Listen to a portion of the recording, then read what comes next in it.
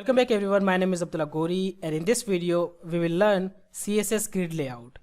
In previous video we have talked about flexbox layout and we have played a game called Flex Froggy, and in this video we will do the same thing. We will play a grid garden game to learn the CSS grid layout. After this video I will also create a separate video on CSS grid layout and we will design some layouts out there. But before we start designing layouts, it is better to first play this game and win this game so we can understand how CSS grid layout properties works. Now CSS flexbox layout is one-dimensional layout. It means it can either be in row or it can either be in columns. So your direction can either be in row or in column. But in grid layout, your direction can be either in row or columns. It means CSS grid layout is a two-dimensional layout. Okay. Now let's start this video. You first need to open up your favorite browser and here you will type grid garden. You need to click on this first link and here this is a game which is grid garden. We'll play this game in this video and we'll complete all 28 levels. I highly recommend you to watch this video first and then try to solve this game by yourself, and if you stuck somewhere then see the answer from this video. Now without any further delay, let's start playing this game. So let's read this description. It says, welcome to Grid Garden, where you write CSS code to grow your carrot garden. Water only the areas that have carrots by using the grid column start property. For example, grid column start 3 will water the area starting at the third vertical grid line, which is another way to saying the third vertical border from the left in the grid. So whenever you talk about the third column, it means the third column will start from the third vertical line. So this will be your first line, this will be your second line, and this will be your third line. The same thing goes for rows. This will be your first row line, this will be second, and this will be third, fourth, fifth, and so on. Now the first thing, that this is what we have, the whole frame is our garden, and we just need to say display grid. It will make the garden as a grid layout. We will talk about these grid template columns, but for now you can say we have 5 columns 20% each and we have 5 rows 20% each. And now we are targeting the water ID, which is this one, and we just need to move it to the third column. For that we will say grid column start. Now we want that our column should start from third vertical line, which is this one, so we just say third, and you can see we complete this round. We will click on next and then we got another round. It says looks like weeds are growing in the corner of your garden. Use grid column start to position them. Note that the weeds start at the 5th vertical grid line. It means we just need to say grid column start. Now count the line 1, 2, 3, 4, 5. So we just need to say 5 here and hit enter. Now in the next line it says that when grid column start is used alone, the grid item by default will span exactly 1 column. However, you can extend the item across multiple columns by adding the grid column end. It means you can specify the starting point of the column and the ending point of the column. Using grid column end, water all of your carrots while avoiding the dirt. We don't want to waste any water. Note, the carrot start at the first vertical grid line and end at the 4th vertical grid line. Now here we just need to say grid column end, because on line number 8 you can see grid column is starting from the first line, which is this one, and it should end on the 4th line, which is this one. So we just say 4, and that's how we can pass this round as well. Now when pairing grid column start and grid column end, you might assume that the end values has to be greater than the start value, but this turns out not that case. Try setting grid column end to a value less than 5 to water carrots. Now this time what actually it means that if your starting point is greater than your ending point, then it will float from right to left. Okay, now let's say our starting point is 5th, which is this vertical line. So our ending point should be this, which is 2nd vertical line. So we'll say grid column and 2. Okay, let's move on to the next round. And here this is really simple. Again, we just need to say grid column and again, and we will say 5 to water all our carrots. Next, now try setting grid column start to a negative value. Now we can also set the grid column start to a negative value. We can also say grid column start, and see, this will be our -1, this will be our -2 and -3. So if I say -3, will solve the problem. Okay, this time instead of defining a grid item based on the start and end position of the grid lines, you can define it based on your desired column width using the span keyword. Keep in mind that span only works with positive values. For example, water the carrots with the rule grid column and span 2. So if I say grid column and, now see, let's say you don't know that where your column ends, on which vertical line your column ends, but you know that you want to span your column to 2 columns. Then you can say span 2, and that's all that you need to do here. Okay, now on this round, try using grid column and with this span keyword again to water your carrots. This time we'll say grid column and, now see how many columns we want to span. We want to span 5 columns, so we'll say span 5. That's all, and we'll hit enter to move to the next round. You can also use the span keyword with grid column start to set your items width relative to the end position. So we can also say grid column start, and here we can say span how many columns? 3 columns. Okay, so it will span to 3 columns. So now typing both grid column start and grid column end every time can get tiring. Fortunately, grid column is a shorthand property that can accept both values at once, separated by the slash. For example, grid column 2 divided by 4, it means 2 is the starting point and 4 is the ending point. We'll set the grid item to start at the second vertical line and end at the fourth vertical line. Now we just need to say grid column instead of grid column start and end, and we can say now on which line we want to start. We want to start from 1, 2, 3, 4. We want to start from 4th line and we want to end at 6th vertical line. Hit enter and we are good to go to move on to the next round. Again, try using grid column to water these carrots. The span keyword also work with the shorthand property, so give it a try.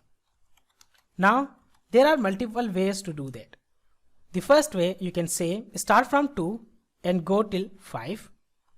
Okay, and also you can also say start from 2 and span 3. This will work too.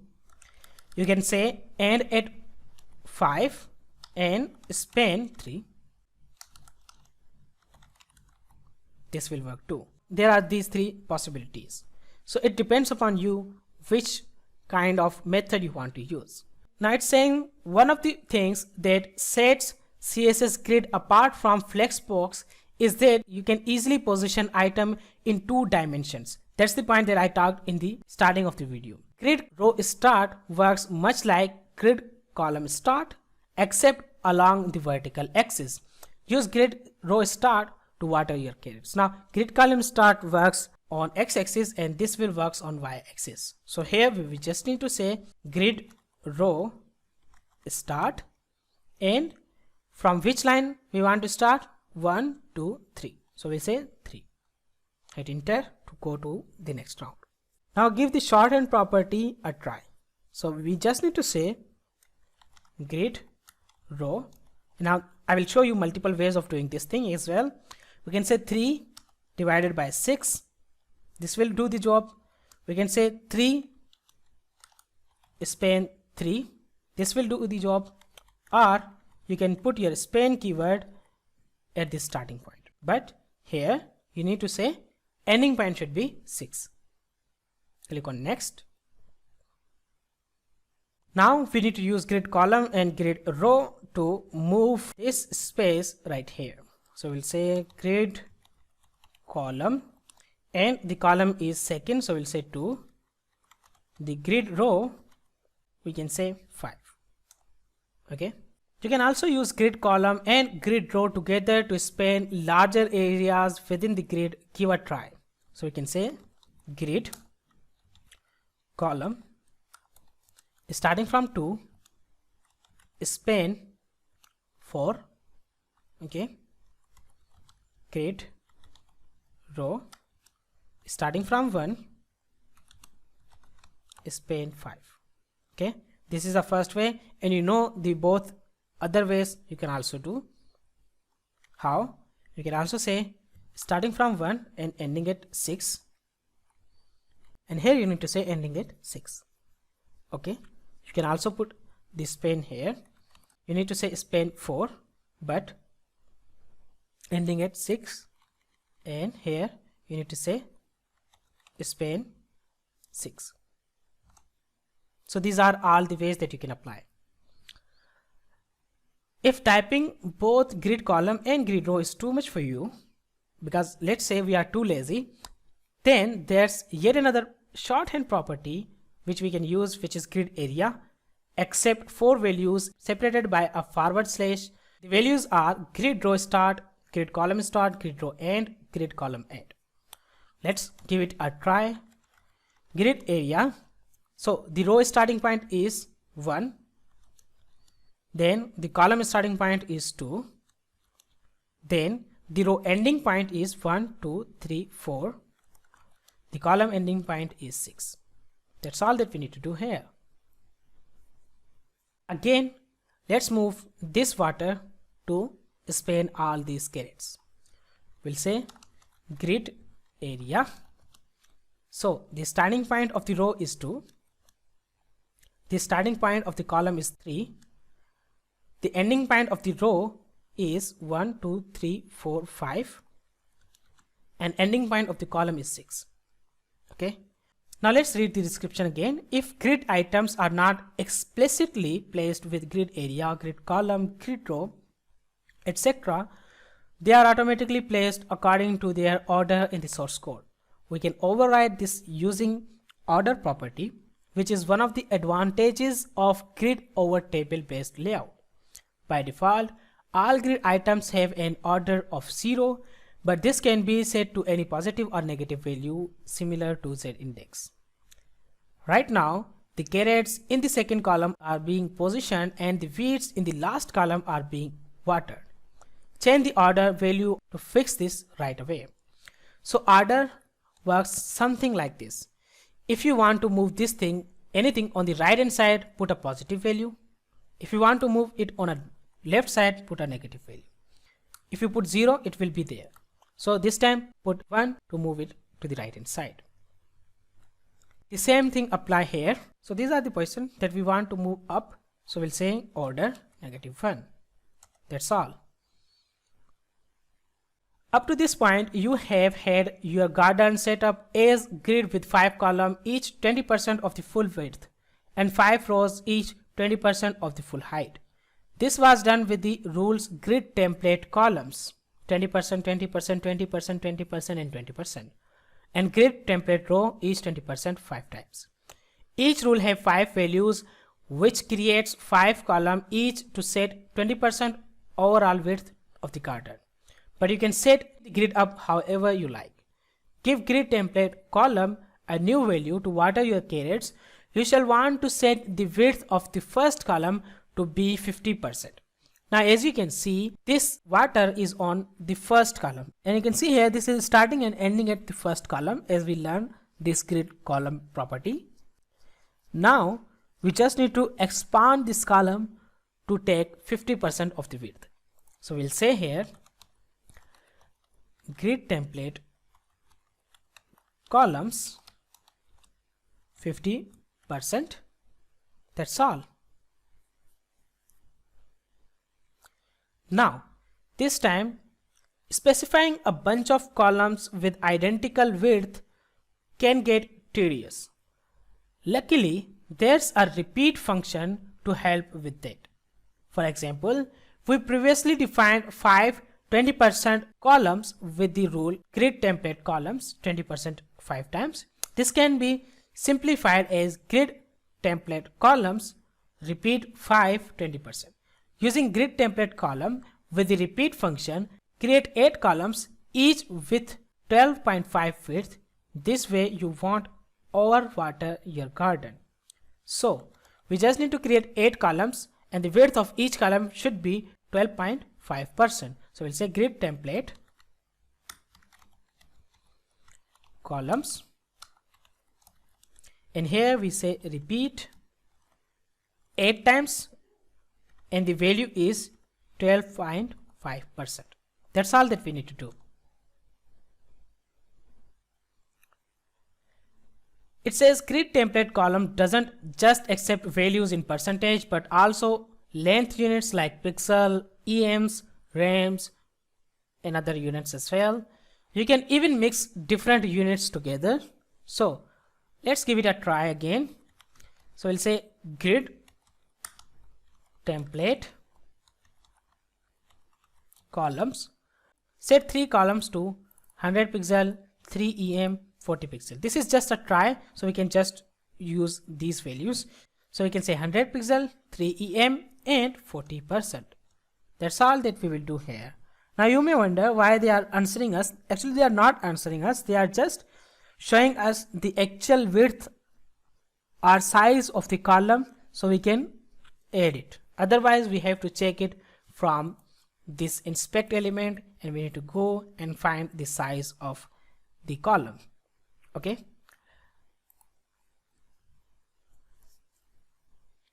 Okay.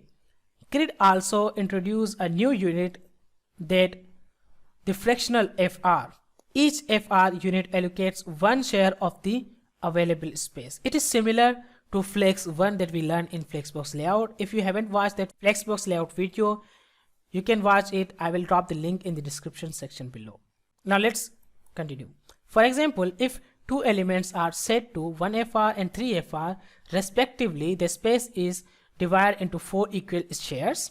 The first element occupies 1 of 4 and the second element occupies 3 of 4 of any leftover space. Here widths make up the left 1/6 of your first row and carries the remaining 5 of 6. Create 2 columns with these width using FR unit. So we'll say grid template columns, and here we say 1FR and 5FR. Okay, so this will be your first FR and this is your 5FR. When columns are set with pixels, percentage or EMs, any other column set with FR will divvy up the space that's left over. It means let's say you have 2 columns, one is 50 pixel and other is 50 pixel. So the remaining space will be occupied by your FR. Here the carrots form a 50 pixel column on the left side and the widths a 50 pixel column on the right side. With grid template columns, create these 2 columns and use FR to make 3 more columns that take up the remaining space in between. Okay, now let's use this grid template columns again. Now as you know, as they mentioned also, the first thing is 50 pixel, then we have 3 columns in between, so we'll say 1FR, 1FR, 1FR and again 50 pixel. That's all that we need to do here. Now there is a 25 pixel column of weights on the left side of your garden. 3 of 5 of the remaining space is growing carrots, while 2 of 5 has been overrun with weeds. Use grid template columns with a combination of pixel and FR units to make the necessary columns. Now this is really simple. Actually, we just need to say grid template columns. The first thing 75 pixel, so we'll say 75 pixels, and then we have 3 upon 5, it means we just need to say 3 FR and then 2 FR. So if you plus them, 3 and 2, 5, okay, and 3 of 5 will be given to this one and 2 of 5 will be given to this one. That's how this works. Now grid template rows works much the same as grid template columns. Use grid template rows to water all but the top 50 pixels of your garden. Note that the water is set to fill only your 5th row. You shall need to create 5 rows in total. Now see here, our water is only at the 5th row. Okay. Now what we need to do here? Here we will say grid template rows. Now here the point that you need to note is 50 pixel. The first row will be 50 pixel. Second row is 0 FR. Third row is 0 FR. Fourth row is 0 FR. And the fifth is 5 FR. That's how this round will be completed. Now we are moved to the second last round of this game. Now let's say grid template is a shorthand property that combines grid template rows and grid template columns. For example, grid template 50%, 50% and 200 pixels will create a grid with 2 rows 50% each and 1 column that is 200 pixel wide. Try using grid template to water an area that includes the top 60% and the left 20 pixel of your garden. So we just need to say grid template. Now the row height is 60%. So we'll say 60% and 200 pixel. That's all that we will do here. Now let's come on the last round. Your garden is looking great. Here you have left a 50 pixel path at the bottom of your garden and filled the rest with carrots. Unfortunately, the left 20% of your carrots have been overrun with weeds. Use CSS grid one last time to treat your garden. Now here we will use the grid template again. So now the grid template works like this. It will accept 2 values separated by a slash, and the first value is from grid template row and the second is from grid template column. So the first row is starting from here and it is going till this point, and we only have 50 pixel left out there. So we say 1 FR and 50 pixel. We will divide it by 20% of the left side here and 80% of the right side. That's all that we will say here, and if we hit enter, congratulations, we have completed this round as well successfully. If you want to learn about Flexbox Froggy, I have a separate video on Flexbox Froggy game and also a Flexbox layout, how we can design the layout. I will drop the link of both the videos in the description section below. So if you really enjoy these sort of videos, let me know in the comment section below, so I will create more videos on these sort of games that will teach us CSS. That's all from this video. Hope you have enjoyed this video. Again, I highly recommend you to first watch this video, then solve the game by your own, and if you stuck somewhere, then only watch the solution from the video. That's how you can have the better idea of CSS Grid Garden. In the next video, we will design a complete layout with the help of CSS Grid, and we will try to use all the properties that we have learned in this tutorial in our next video. Thank you so much for watching, and I will see you in the next video.